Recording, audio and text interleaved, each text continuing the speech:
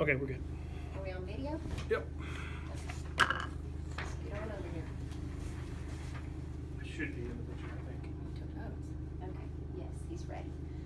Okay, so we have Brian Tissue, the Director of Technology at Madison Academy.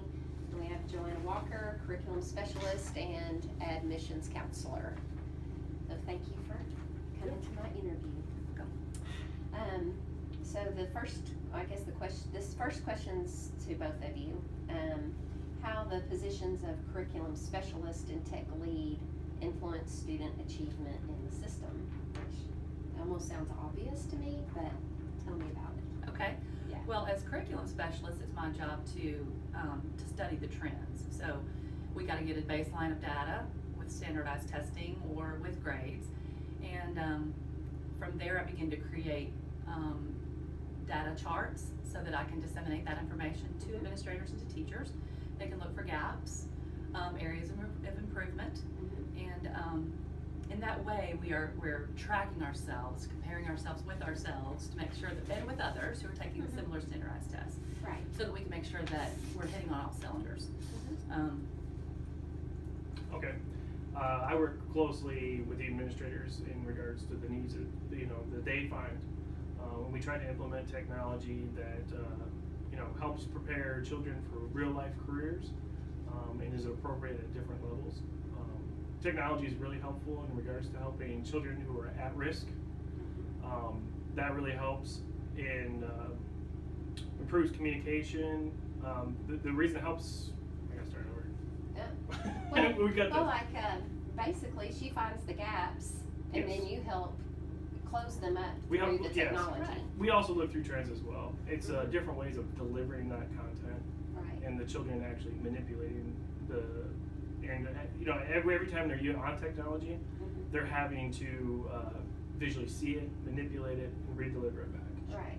So, Well, and then technology also helps do the assessments. correct. So, Right. yeah, okay. So how do your roles impact each school? Like we've got Little Madison Academy, we have the elementary and we have the high schools. So how does your role, I guess you're mostly middle school and high school, Right, mostly middle but school it and high has school. impacted us down It has. We have lots of conversations with you and with the elementary.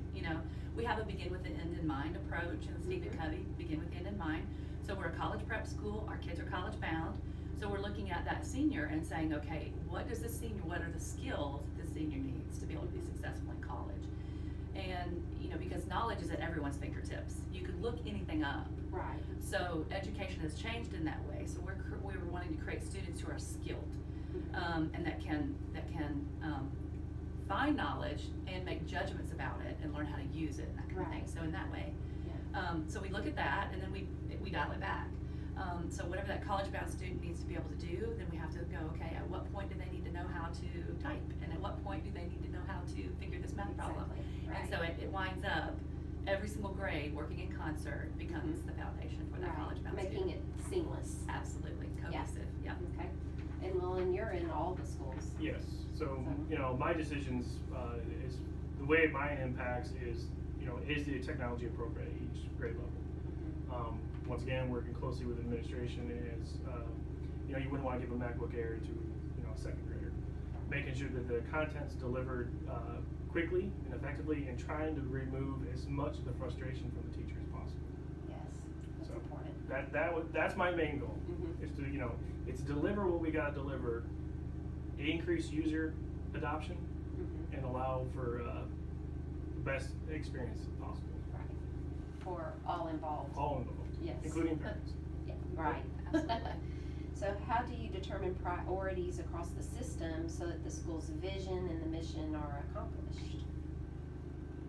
So how do you determine what's priority? I determine that based on analytic data. We have a lot of servers. The help desk is a big deal of it. When I do my budgets, I will actually categorize each help desk. Each help desk ticket is categorized. So what I'll do is I'll take and look at that compared to the conversations I've had with administration. Right. And that's typically how I build my budgets out. Okay. It is purely analytic. Right. From an academic standpoint, for the upper school, I use a collegial approach. So I rely heavily on my department chairs. They are the experts, you know, that science teacher knows her stuff.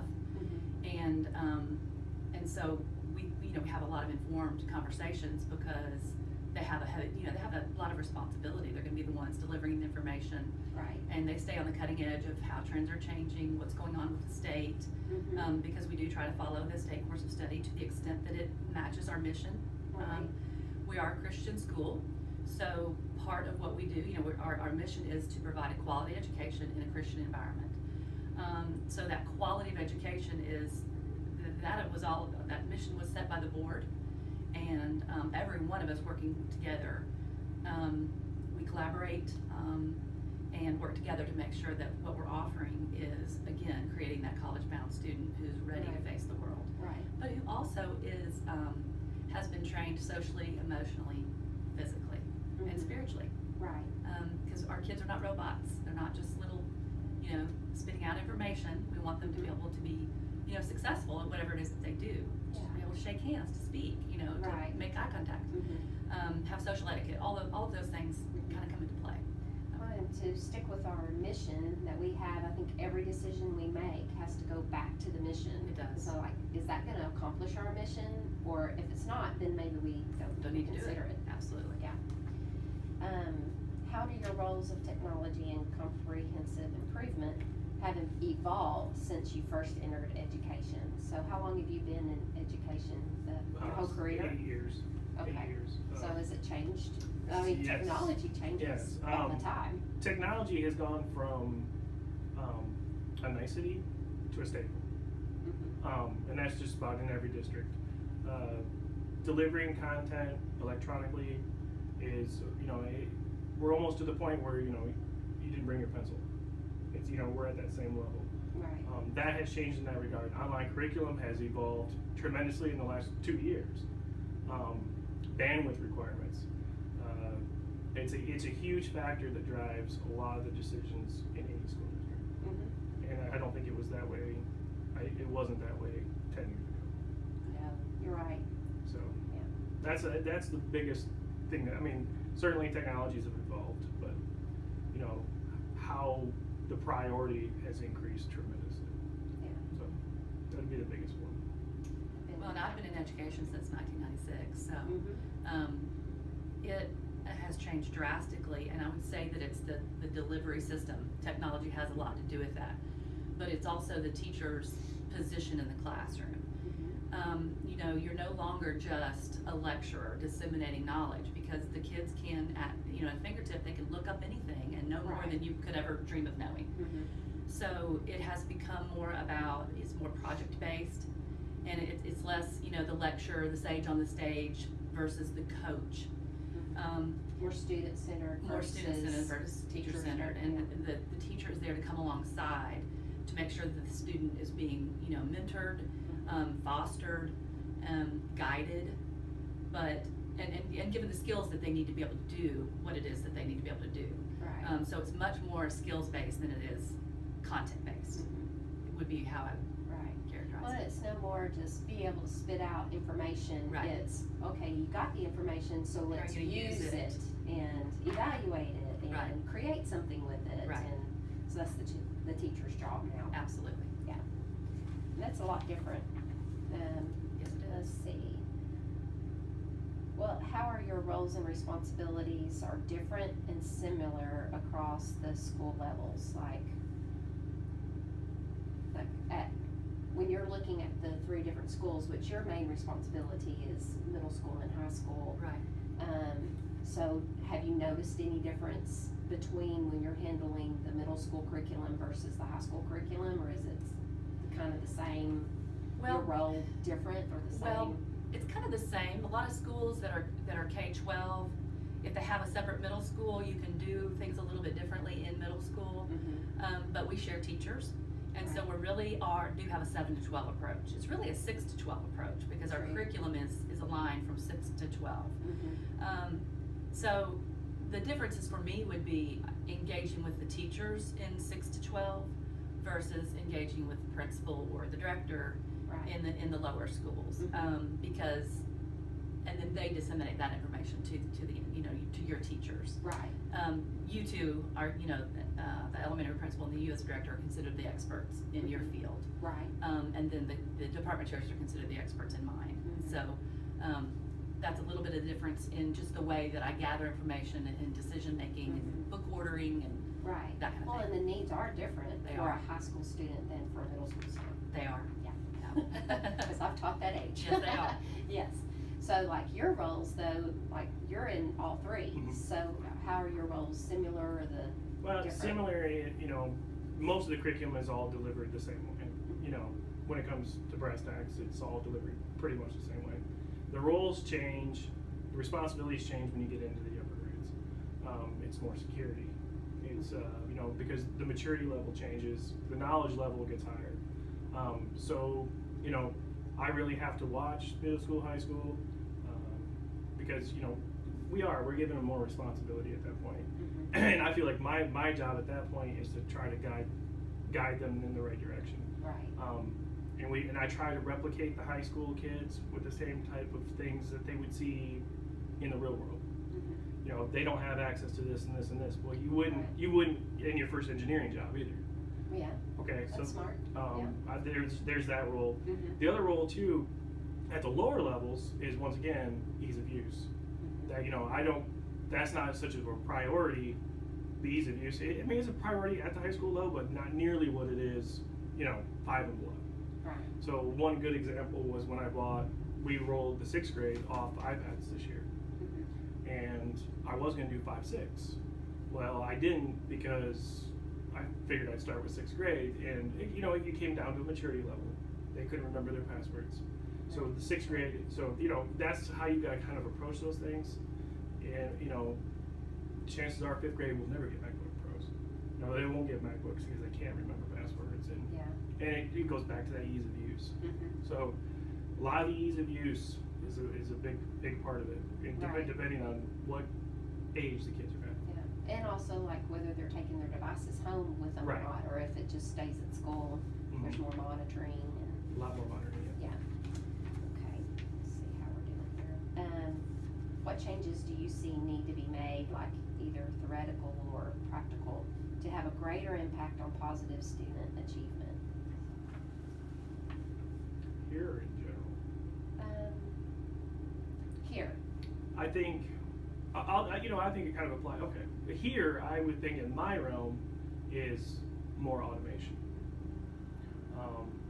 I think a lot of our administrators, we do a lot of reduplication of data. And one of my main goals this year is to cut that by 50%. You know, when the teachers were you know, we've got this mindset a little bit that, you know, we're so focused at the beginning of the year and throughout the year of reduplicating data over and over and over again. And if we could automate, which I know that the technology that I've done it before, we just gotta get, you know, we gotta get the foundation in place to do it. Mhm. Once we automate, we can start focusing. Right now, technology rules us a little bit, Mhm. you know, not the other way around. And if we can break away from that dependency and let it do it in the background, we can start focusing on other things. And it's hard to quantify what would improve, but things will get better as that duplication of data decreases. Yeah. Okay. What about you? Well, from a curriculum standpoint, one of the challenges that we have is the size of our school. And let's say each grade level is 70 kids. Well, with those 70 kids, they're paying for their education, and you want it to be competitive with what they could get for free in the public school system. Mhm. At the same time, we can't offer everything that the public school offers because they have funding and they have larger, you know, grade levels. They can offer all these things. So our pendulum has kind of swung a little bit too far to where our tendrils as far as an upper school as to what we're offering are stretching out too thin, Mhm. and we're not doing everything really well. So there's a constant, I guess, back and forth as to we want to make sure that what we're offering is high quality, and we want to stay competitive as far as elective offerings and academic offerings go.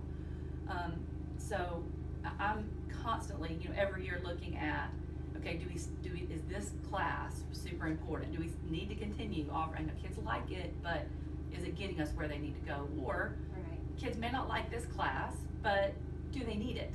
Have we chunked it for no reason? Yeah. And so there's just a constant honing.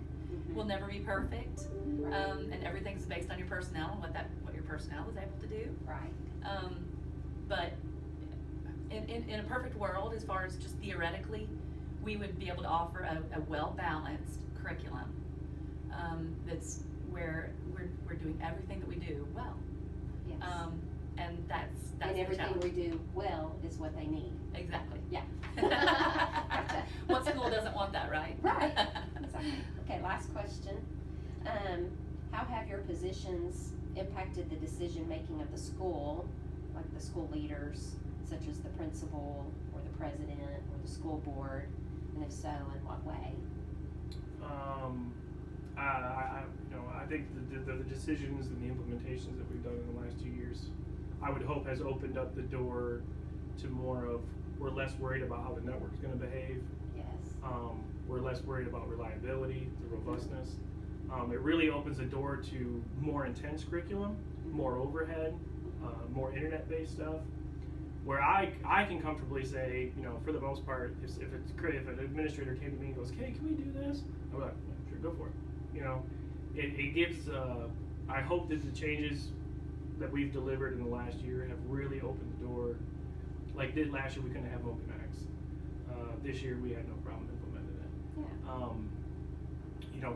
Yeah. That's where I'm hoping that the biggest decision's been made is, they may have felt hamstrung before. Mm-hmm. How deep can we really get in technology? And now I feel like it's as deep as you want to go. Right. Yeah. I feel like the school board trusts your decisions and what we can do and keeping the safety. Yeah, keeping the safety there, keeping the bandwidth up. Because our school board is really good about, we're not the experts in education, so we're putting experts and we trust our experts. Absolutely. So, and I appreciate that. Yeah, absolutely. From my perspective, the first move that I made that was the most valuable for me was to hold a parent meeting, to listen. Because before that, I felt like maybe parents had not, they're our stakeholders as well. Right. And they needed a voice in what we're offering.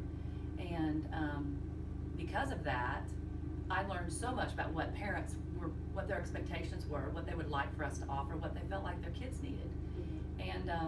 And when I had that stakeholder feedback and was able to take that then to administration, to the president, then it was like, look, this is what our stakeholders are wanting.